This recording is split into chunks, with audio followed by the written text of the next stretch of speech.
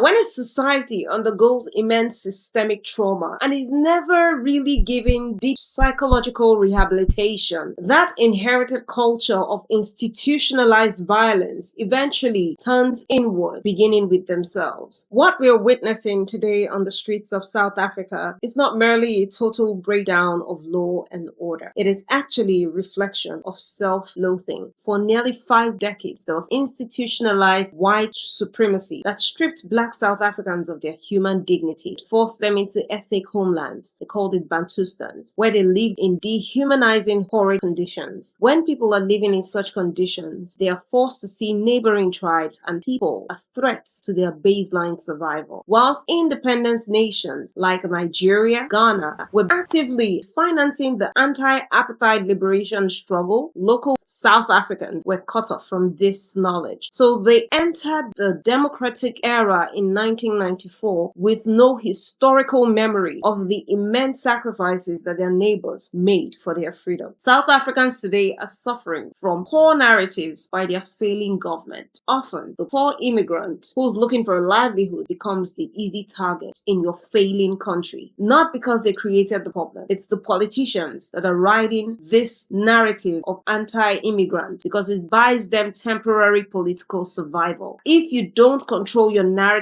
in telling your own story, others will take your story and they may tell it in ways that don't serve you. This is the case of South Africa.